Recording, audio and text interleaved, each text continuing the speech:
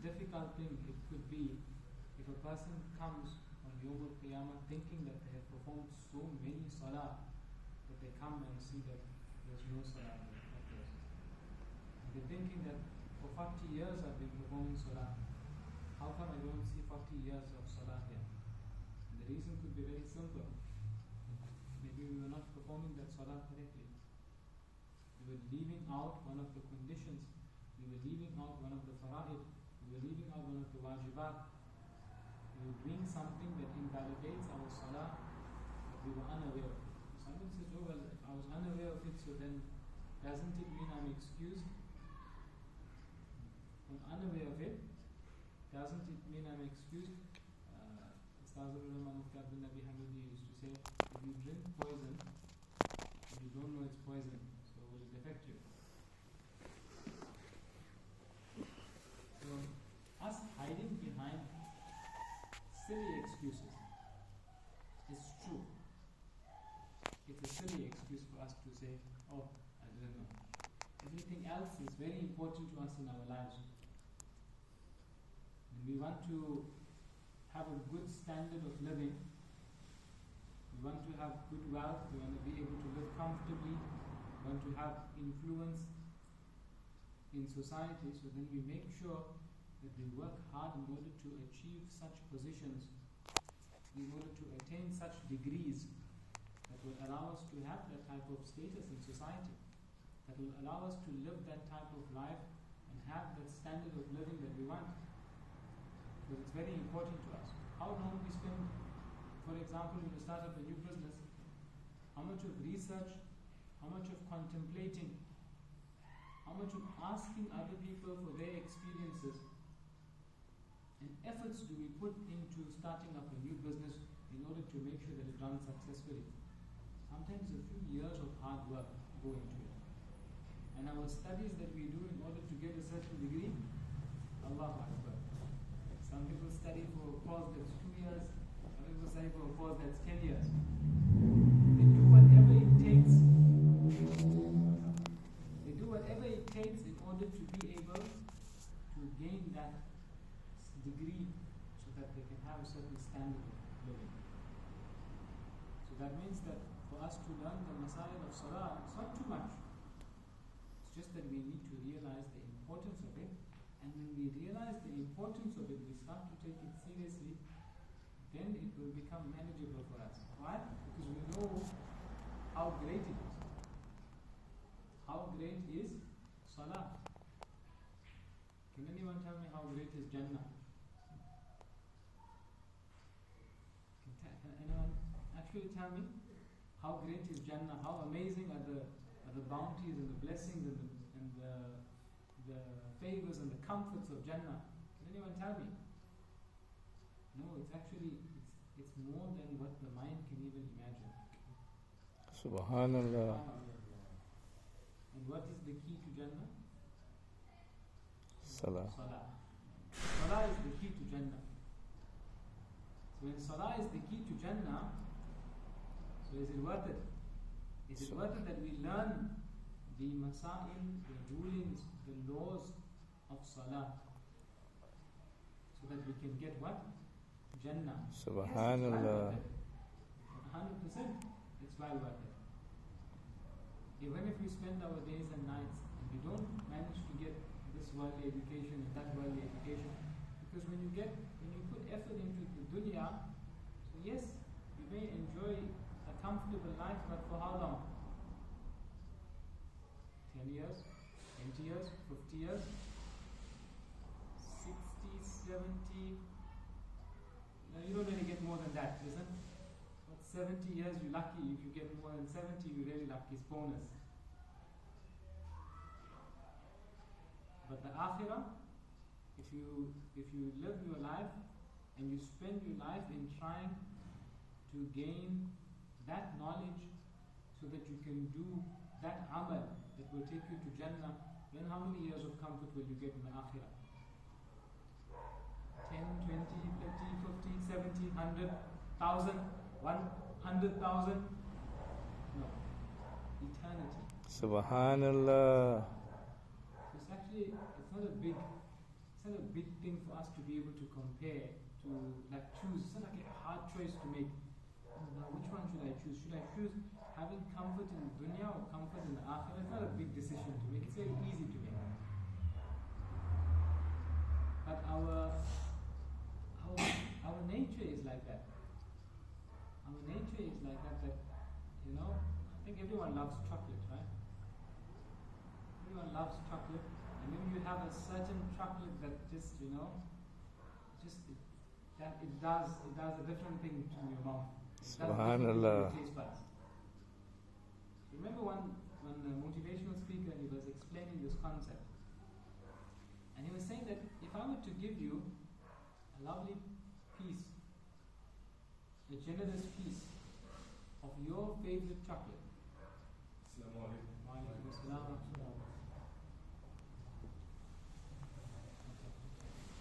If I were to give you a generous piece of your favorite chocolate on a lovely little platter, and I were to give each one his favorite chocolate, right?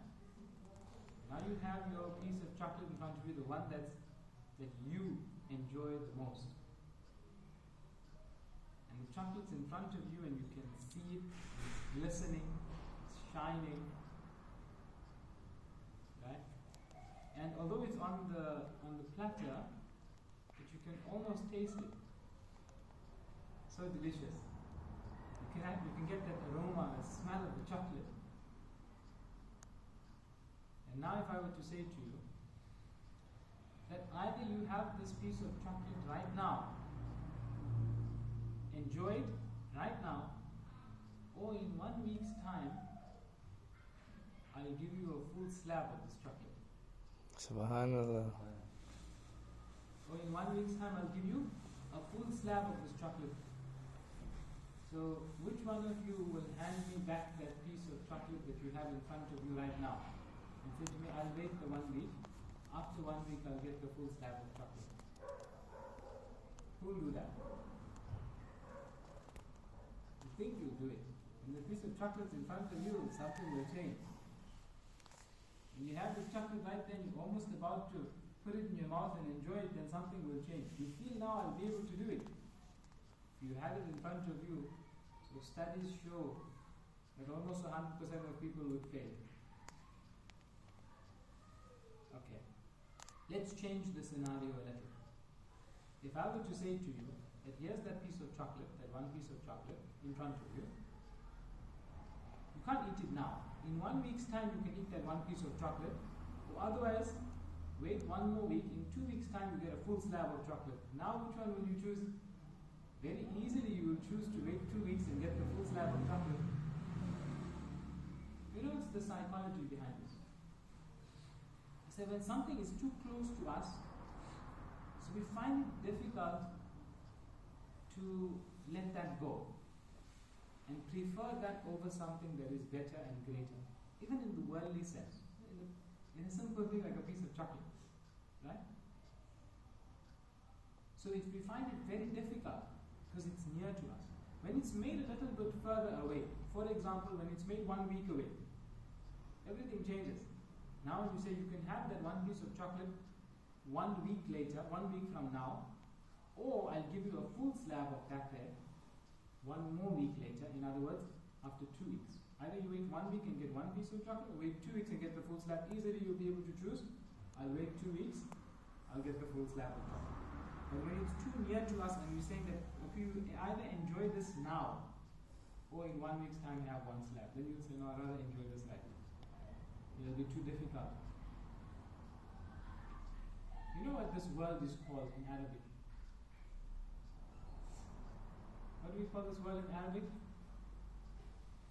We call it dunya. Okay. The word dunya refers to something that is very close to us. It's very close in the sense of it's near to us. Okay? And the akhirah is coming afterwards. It's further away from us. Therefore, it's very difficult for us to be able to prefer the thing that is further away compared to the thing that is very close, very near to us. So we choose to enjoy the pleasures that are here because they're near to us. And Allah subhanahu wa ta'ala is telling us that if you wait a little, then in the akhirah you won't get one piece of chocolate compared to one slab is maybe 10 times. I'm not sure exactly how many pieces of 14, right? 14 times, depending which slab you're taking as well. Okay? So 14 times better? No. Allah subhanahu wa ta'ala is telling us that if you sacrifice the pleasure in this dunya, if you sacrifice your big standard of living that you want in this dunya, the luxurious life that you want in this dunya, so Allah subhanahu wa ta'ala is not going to give us 10 times better in the akhirah. He's not going to give us 14 times better in the akhirah. He's going to give us unimaginable times better in the akhirah. Subhanallah. And not for a temporary time. One is that the ni'mah is going to be so much greater. And number two is that it's not going to be for a temporary amount of time like how it's temporary here. Rather, it's going to be for eternity. Subhanallah. When a person keeps these things in mind, it becomes easy for them to take out time for the deen. To take out time not just to do extra things in the deen, but to learn our necessary knowledge of the deen. And starting at salah. Okay, one before salah is what? One before salah is our aqidah. Subhanallah. The skill is there. Imagine a person is performing the salah 100% correctly, he knows all the rules, knows all the things that break the salah, but his aqidah is wrong, then what? Is the salah going to give him any benefit? No. Okay? So first his aqidah needs to be correct. After a person's aqidah is correct. So first person does the shahada. After doing the shahada, so yes, he needs to make sure that he's learnt his beliefs nicely and he understands all the beliefs in Islam correctly. Thereafter comes the amal. Okay? لِتُؤْمِنُوا بِاللَّهِ وَرَسُولِهِ إِنَّا أَرْسَلْنَاكَ شَاهِدًا وَمُبَشِّرًا وَنَذِيرًا. Allah subhanahu wa ta'ala is telling Nabi Kareem sallallahu alayhi wa sallam, indeed we sent you as an eyewitness and as a giver of glad tidings and as a warner.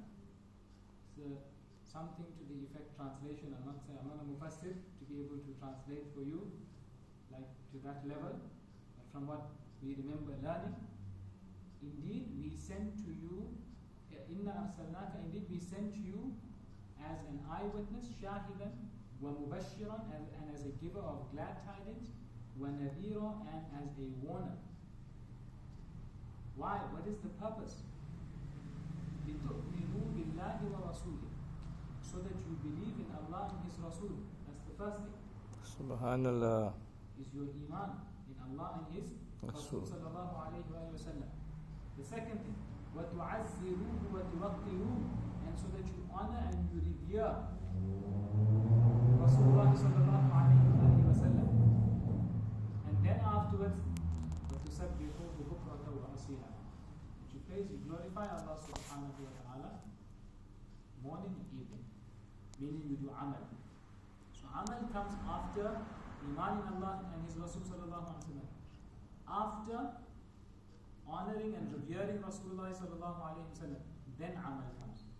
If somebody were to mix up the order, if somebody were to honor and revere Sayyidina Rasulullah sallallahu alaihi wasallam before believing in Allah and His Rasul, would it be of any benefit to him? No. Likewise, if somebody were to do amal without having the respect and reverence for Sayyidina Rasulullah sallallahu alaihi wasallam, would that amal be of any benefit to him? No. So it's very important, first our beliefs, and thereafter when we go to our amal, then right in the front is our salah. Subhanallah. And then what's the key to salah? Wudu. If the person doesn't have tahara, so how is he going to perform salah?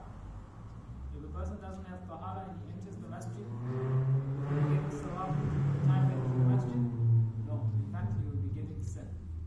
So it's important for the person to learn the rulings of tahara. Okay, the basic rulings about tahara is firstly our ghusl and secondly our wudu. Because The major impurity is ghusl. When a person needs to make ghusl, it means that they have a major impurity. Okay? And then when a person has the minor impurity, then that's when they need to make wudu. So ghusl, very, very simply, the three fara'id of ghusl. Okay? To wash the entire mouth. If you want, you can say to rinse the entire mouth. This means the gaps between the teeth, on the top of the tongue, underneath the tongue, at the back of the throat, all over. Spend some time with the water in your mouth, moving it around. Okay? Now, the fard of washing your entire mouth has been fulfilled. So you may have something stuck in your teeth. You need to go and brush and wash and remove those things. You have things stuck in your teeth. Okay? That's done. Then, the nose. Washing of the nose or rinsing of the nose. That is where you take water into your hand and you put it into your nose. When you put it into your nose, so if you're not fasting, so you should, as a precautionary, you should pull it up until it reaches this soft bone or the hard bone. Actually, pull it up until, as a precautionary, to reach the hard bone. Don't pull it right up that it affects you like that. But if you're fasting, then you won't pull it in. You just wash until you reach the soft bone. Okay? Don't push the water if you're fasting. It may end up going up. Okay? Then your fast can break. If you knew you're fasting and then you still went and did that there, then your fast will break. Okay? So, that's the second. Of course, if there's any mucus that's in your nose as well, you need to clean that out so that the water can reach every place that's there in your nose. And then, lastly, is to wash the entire body. To wash the entire body, the ears also. These places that go in of the ears. What about inside the ears? What about inside the eyes? I actually heard somebody saying that I'm worried because the water has to go inside my eyes. Strange what type of misconceptions people have. You have to wash the outside, you have to wash the inside. Okay? So yes, if you can close your eyes tight, so there will become creases, and the creases will appear over here where the water won't go in. So don't close your eyes tight, close your eyes normally and let the water flow over. Likewise, you're washing your ears, yes, you need to wash the outside. You don't need to put water inside your ear in order for your ghusl to be complete. Yes, somebody may feel that, okay, I have to clean inside my ear, put a little soap, take the t-shirt or so, and clean inside the ear so that the surface of the ear here is clean. That's different. Putting shampoo and conditioner and soaping yourself, these are not the conditions for your ghusl to be complete. Okay, these are extra things that we are doing.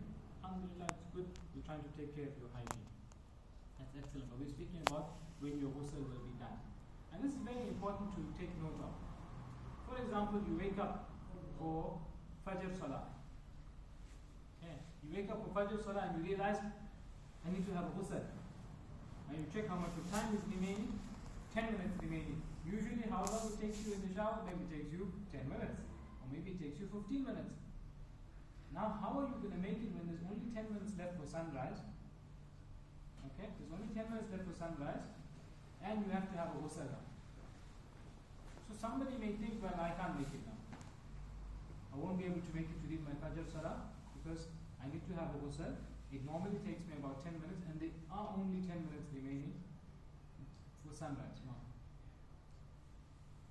So it's important for us to know that your normal bath, when you're soaping yourself, when you're scrubbing yourself, when you're putting shampoo and conditioner and face wash and all these sorts of things, this is not necessary for your ghusl. This is not the 3 fara'id of ghusl that we learn now. And how long does it take a person to go into the shower and fulfill these 3 things? Not long at all. 2 minutes. Especially with the shower system that we have, it's different thing. You got the bucket and you pour in the water, it can take a little bit longer.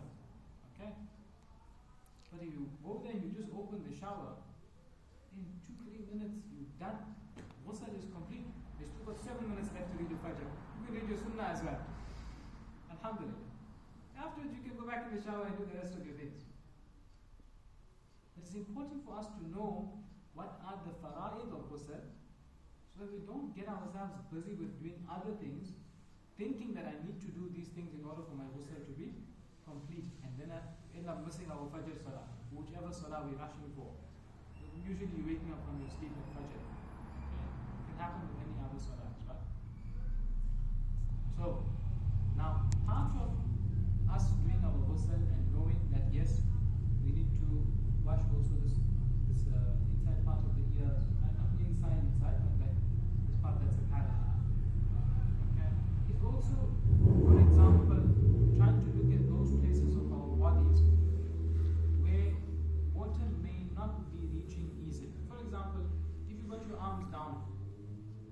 is the water going to go in here in your armpit?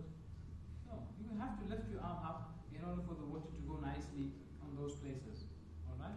Likewise, sometimes a person becomes a little healthy and then the skin is hanging over or the fat is hanging over any of the sides over here. So they need to lift it up and make sure that the water is flowing in all of these places. If a person is sitting down and they're pouring water onto themselves, so isn't this part under the knees is not getting wet? And it's important that a person takes care of that. The navel, that's another place. The private parts, that's another place that's important, front and behind. The person has to make sure that the water has went into all of those places. How much of water? At least 2 drops should flow over each and every part of the body, each and every strand of hair of the body. So it's important for us to know this. Now when a person has completed this, now the ghusl is complete. Now they go into the masjid, they can be getting a reward.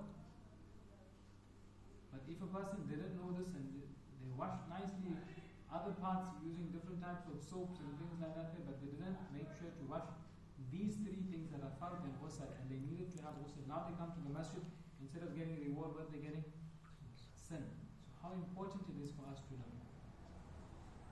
Let alone the fact that their salah will not be valid, because they haven't gotten the tahara.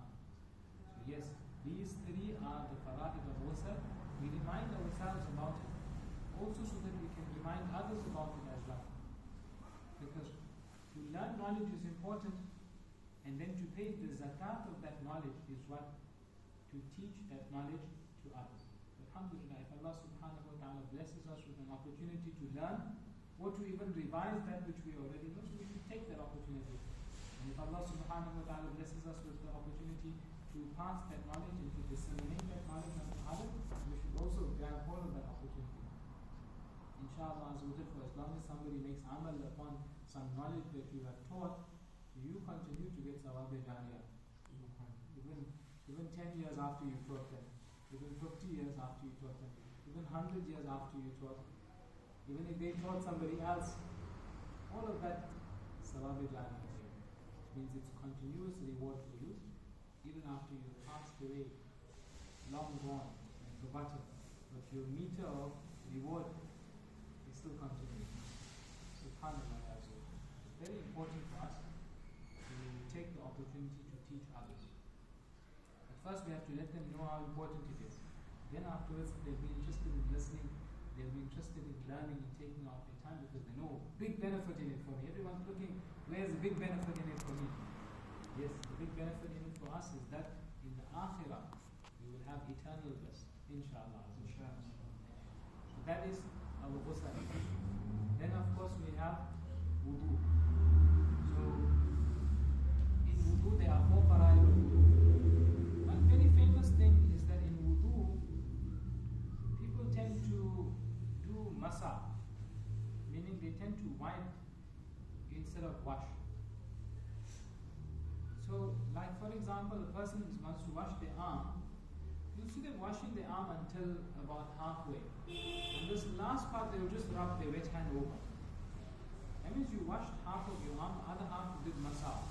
Or you washed almost everything, only the elbow, you just wiped it with the wet hand. That means that arm hasn't been washed, because that part hasn't gotten water. Okay? This is very, very important, because you do see that people, they come to make wudu, and for years they're making wudu in this manner. And without wudu, so then the wudu is not complete. So how is their salah going to be? How can they even start salah without having completed wudu? Somebody can't make half wudu quickly, right? Say, I'm rushing. I just made half wudu, I'm rushing, I need to read the salah. Can't do that. So, person takes his time and he's washing, but he doesn't know that I need to wash this part. I need to either put it under the tap or get water and make sure that I'm washing this part here. The front, back, especially this elbow here, it's a bit difficult to get to this if you're not conscious of it, if you're not particular about it. It's important that when we're washing, whether we're washing our face, or we're washing our arms, or we're washing our feet. Mashallah, I think everyone gets that thing. But even when you're washing your face, sometimes a person leaves out this spot here by the ears. Yeah, the water doesn't you have to wash your ears as well, but it has to reach until this end limit. And one of the signs that you will be able to notice that you washed nicely until here is some water may slip inside your ear. And you know, yes, I washed until that part. Likewise here under the chin. Not under the chin, but on the chin itself. And of course the sign will be that some water will drip down on your chin. Okay? If you have a thick beard, then you only have to wash along that line of the beard. What's a thick beard is when you cannot see the skin anymore. It's completely covered. Likewise the top of the forehead. If somebody is covering their forehead until here, and then they wash, what about the rest of the forehead that's there? That also needs to be washed. So in the face, in the arms, and likewise with the feet. Washing the feet up to the ankles and including the ankles as well. And it's good for a person to go a little bit above, so that there's better precaution in going slightly above, and inshallah they know that they wash their feet nicely. Yes, when you're washing your feet as well, if you have any cracks at the heels, you need to wash there as well. Of course, you need to wash between the toes and try to make sure that the water went everywhere. Then inshallah we know that our wudu is done. That's the fard wudu. We should do the sunnah wudu. We should make the du'as as well. But the basic that we need in order for our salah to be valid is that our fard ghusl needs to be done and our fard wudu needs to be done. When a person makes ghusl, so the wudu is complete. It's already taken into that bit. So, inshallah azza wa jal, let us try to make sure that we are taking care of these things that we have spoken about, and inshallah pass this message on to others as well. May Allah subhanahu wa ta'ala grant us the tawfiq to make amal sincerely for His sake. Ameen bi jahi Nabi Ameen sallallahu alayhi wa sallam. Sallu ala al-Habib